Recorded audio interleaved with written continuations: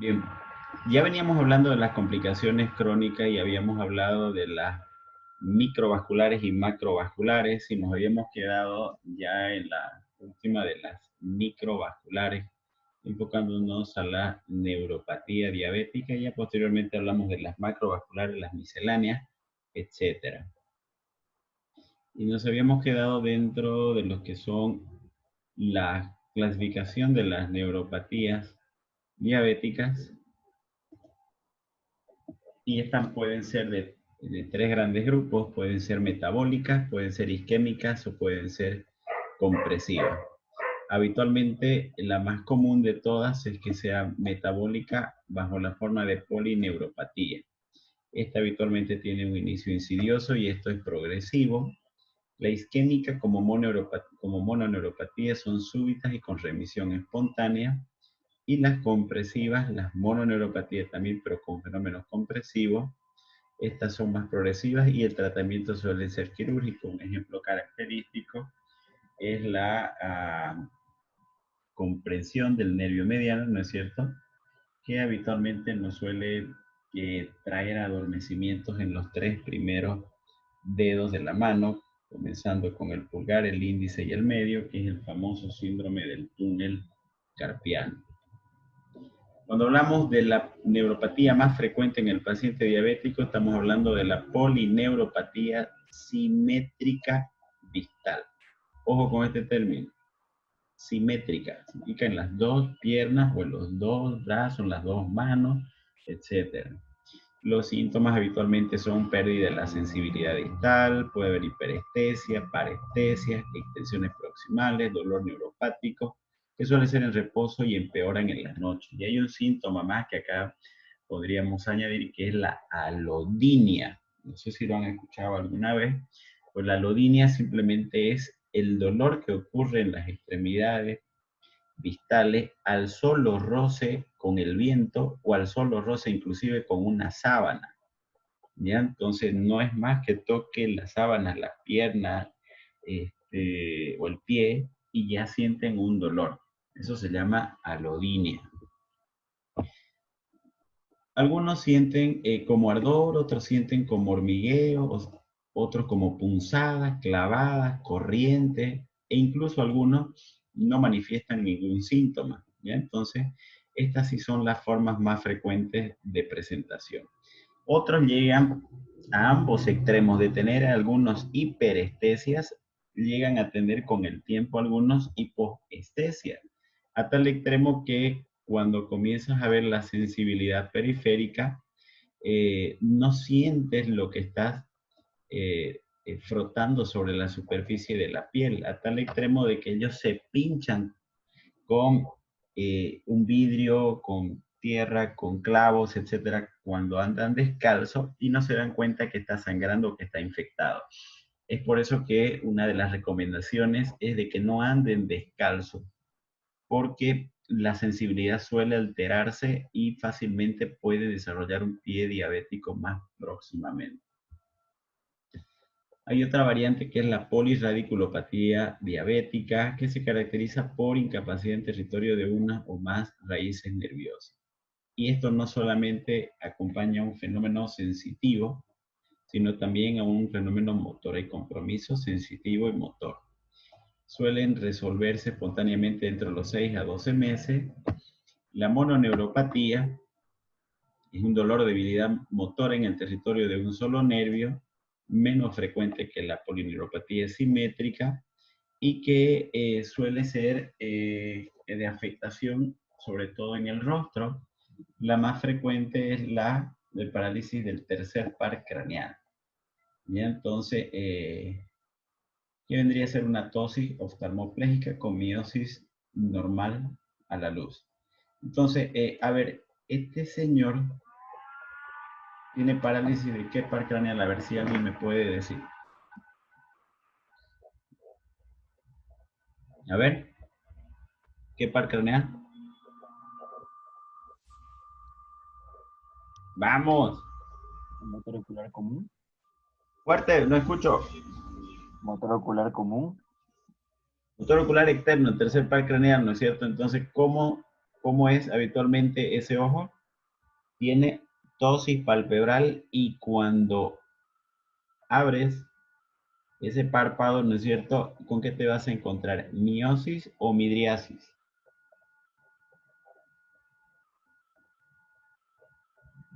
Vamos chicos, rápido. Midriasis, ¿ya? Midriasis. Entonces, midriasis acompañado de una ptosis palpebral es igual a una parálisis tercer par craneal.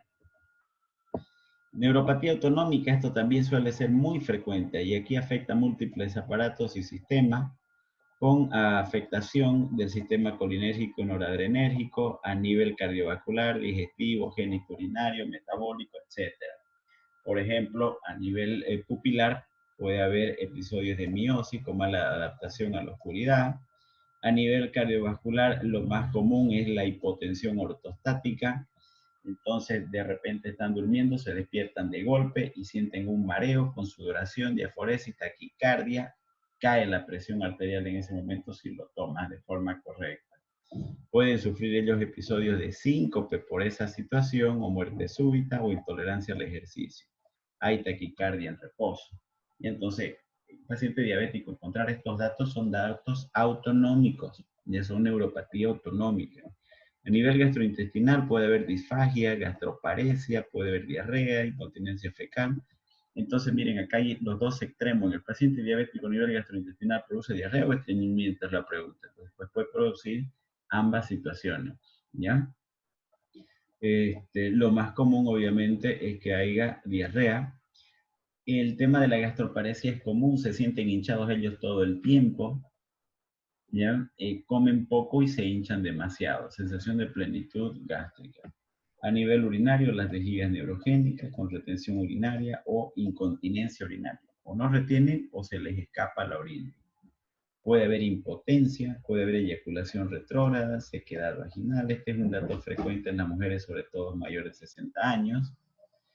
A nivel de la activación del sistema nervioso simpático, hay una hiperhidrosis, transpiran demasiado, o anhidrosis, no transpiran nada las piernas. Entonces, ambos extremos en cualquier órgano puede estar comprometido y es importante muchas veces darse cuenta, sobre todo a nivel cardiovascular, que es muy frecuente.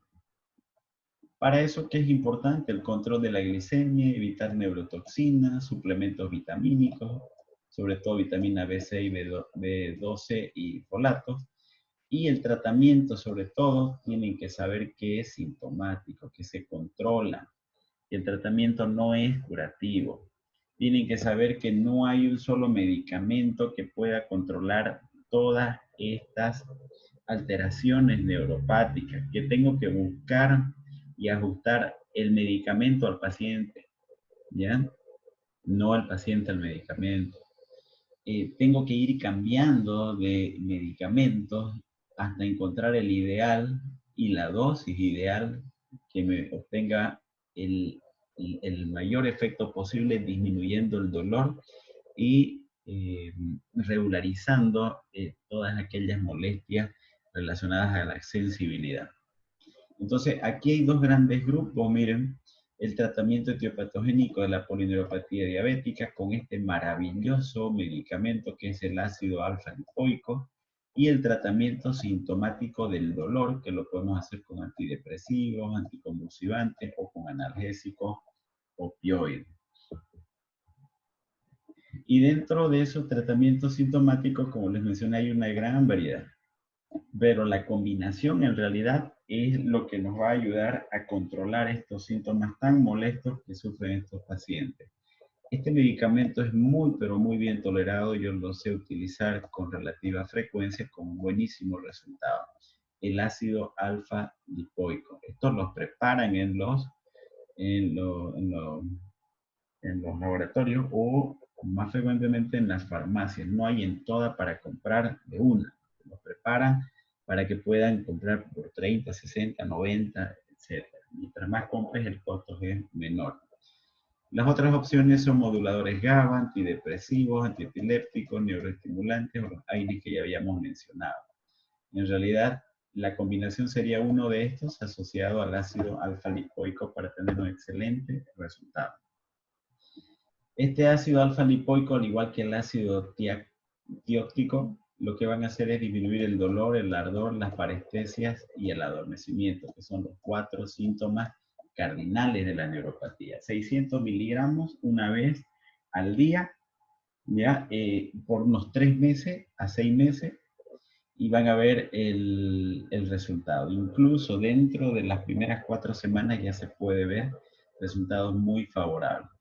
Ahora, referente a cuál de los siguientes medicamentos asociados voy a dar, es muy variable. Algunos responden bien a algunos, otros no responden nada y tengo que ir cambiando. Algunos responden muy bien a la mitriptilina, por ejemplo, y en otros no responden absolutamente nada por sus efectos adversos. Este otro medicamento es fantástico, solo que sus efectos adversos algunos hacen de que se vaya a retirar el medicamento. Igual es un nuevo fármaco antidepresivo, bloquea la recaptación de serotonina y ayuda de forma sinérgica con el ácido alfa-lipoico a reducir el dolor neuropático. Pero tiene otros efectos adversos que son la somnolencia, el mareo y la fatiga que los limitan a estos pacientes. ¿Ya? Entonces, si lo toleran, fantástico, no puedo hacer ahí asociaciones. Duloxetina con ácido alfa-lipoico, excelente combinación. Y otros de forma tradicional suelen utilizar estos anticonvulsivantes, la gabapentina, la pregabalina, que también son buenos y funcionan bastante bien. Pero como les digo, depende mucho del paciente, eh, cómo lo metaboliza y responda a su organismo. Tratamiento no farmacológico, nivel gastrointestinal, dieta alta en fibra, baja en grasa, mayor número de comidas al día.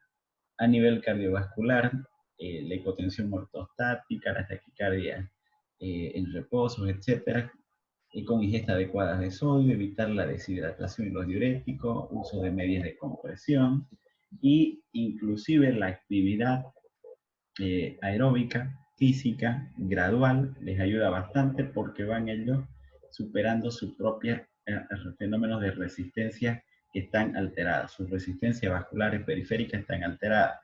En vez de ocasionar vasoconstricción, ocasionan vasodilatación. Si yo de a poco voy cambiando ese ritmo, entonces voy a alcanzar un equilibrio. Entonces, a estos pacientes no significa que como me hace hipotensión no lo voy a hacer caminar o trotar, puedo hacerlo de forma progresiva y responden bastante bien. Aquí hay una lista de medicamentos para tratar algunas enfermedades autonómicas, neurológicas. Por ejemplo, para la hipotensión ortostática es muy bien utilizada la clonidina y la fluorocortisona. La fluorocortisona igual se la utiliza en las hiponatremias sintomáticas secundarias a la insuficiencia suprarrenal.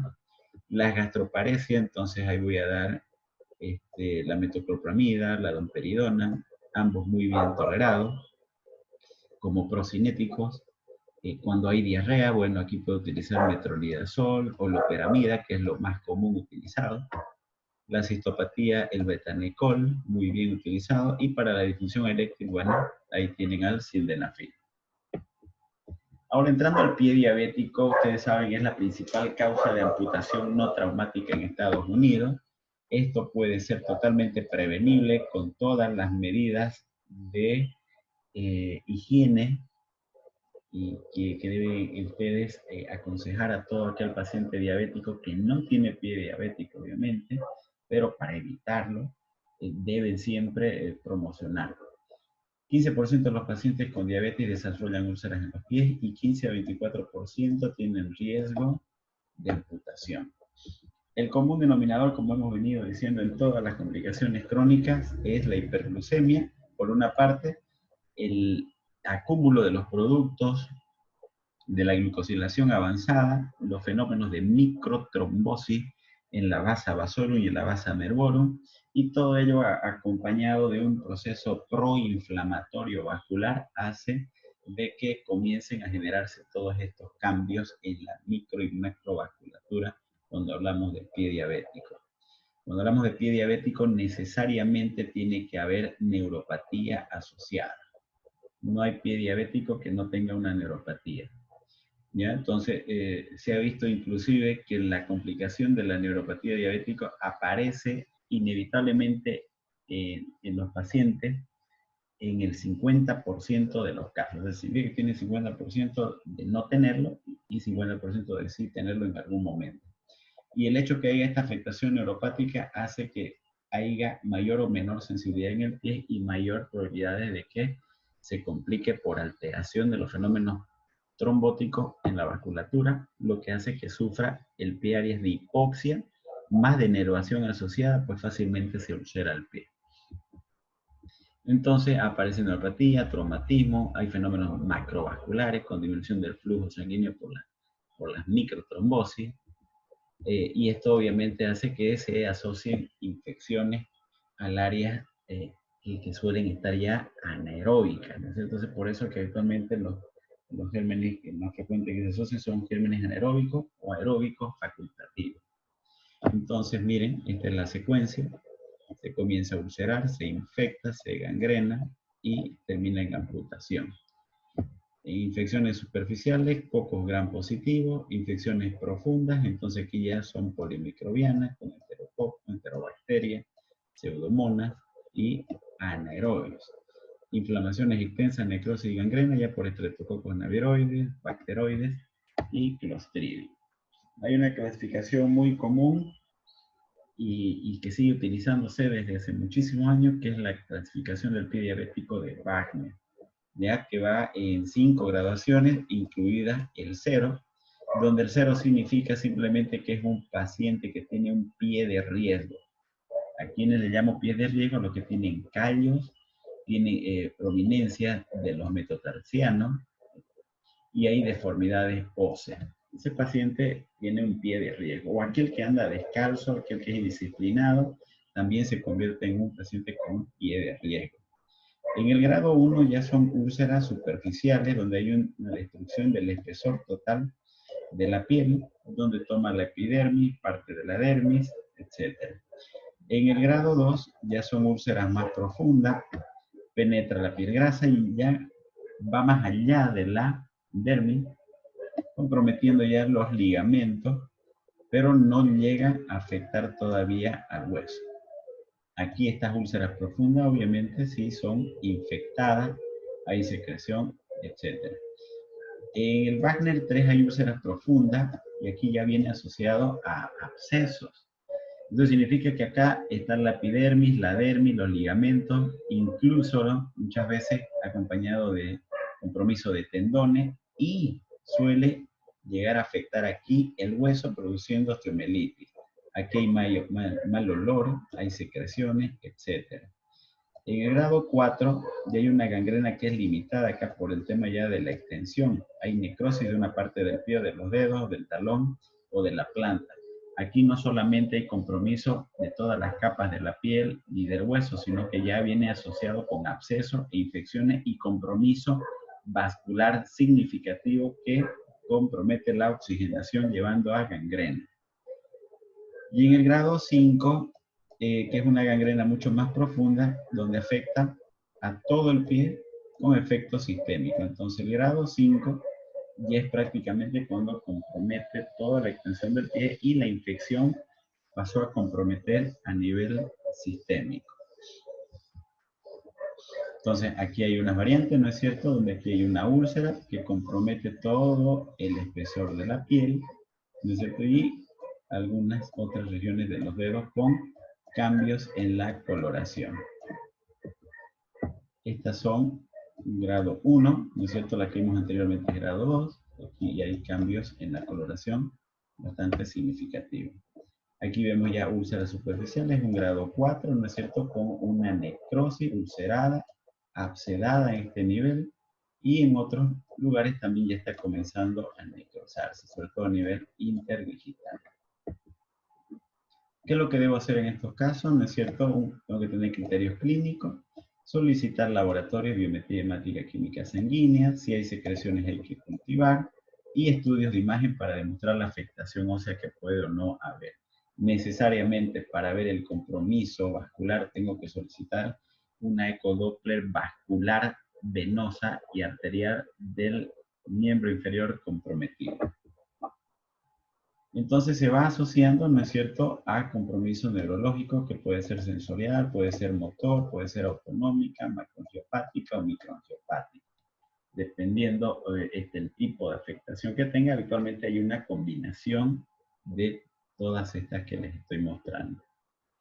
En las imágenes me sirven, por ejemplo, una radiografía para ver una destrucción ósea con erosiones y para ver inclusive si hay presencia de gas, ¿no es cierto?, a nivel de las partes blandas, que ya me está indicando presencia de infecciones por gérmenes productoras de gas, principalmente los anaerobios.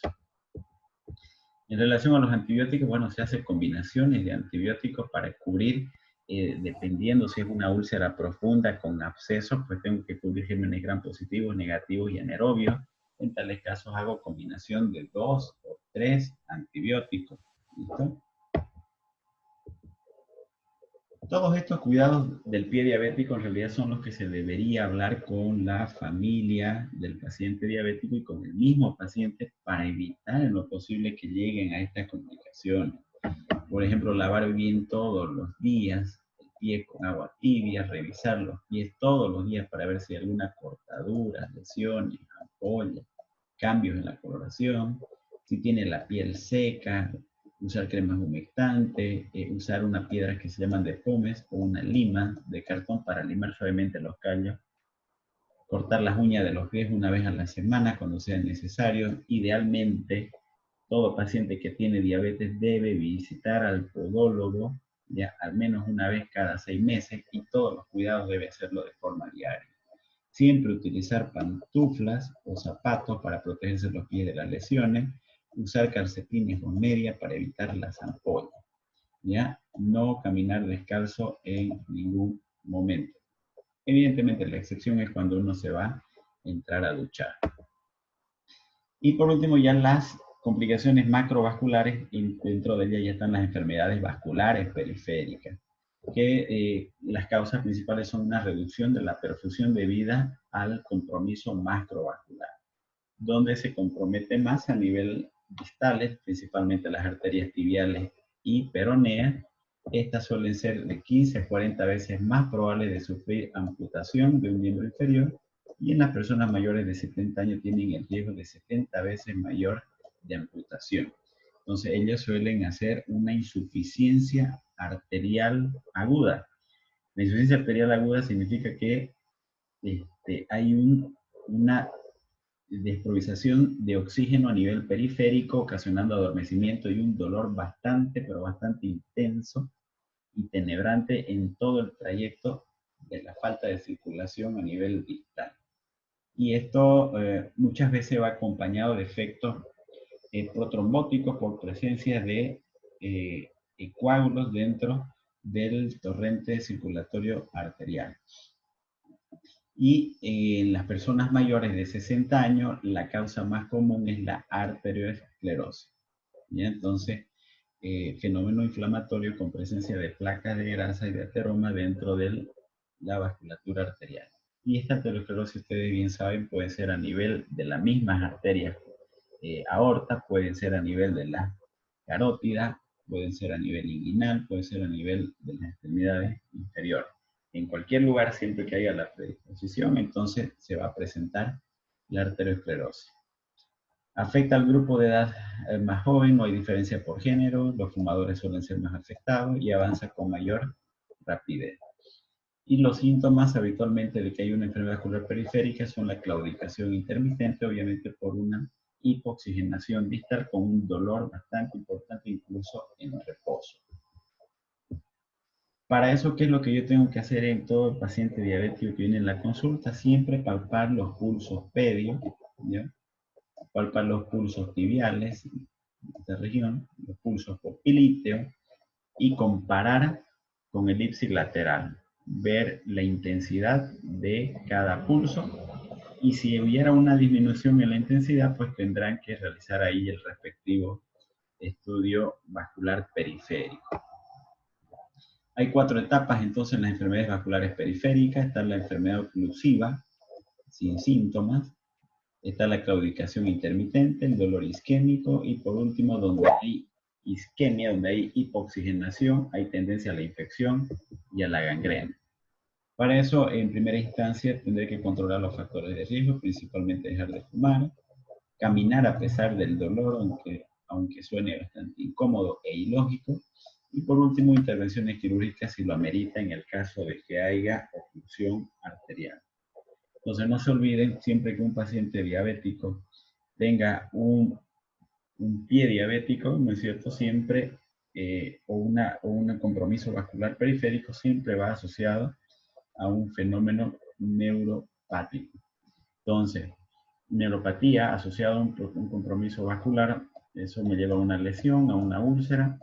Si no se cura, se infecta, se gangrena y se amputa. Esa en realidad es la secuencia actualmente de eventos que suele ocurrir. ¿Listo? Entonces, con esto terminaríamos el tema de diabetes. En general, hemos sido bastante amplios en cuanto al temario. No creo que otro docente haya dado en tantas clases el tema de diabetes, aunque ha sido bastante extenso. Espero que les sirva bastante, pero bastante en su internado que ya se avecina en el mes de abril. Y siempre no se olviden de repasar este tema que es el pan de cada día en la medicina. A raíz de la diabetes, que suelen ingresar pacientes con infecciones urinarias, neumonía, complicaciones cardíacas, eventos cardiovasculares, y todo por el mal control, por la no prevención o promoción de la salud que tanto lo necesita la población. Bueno.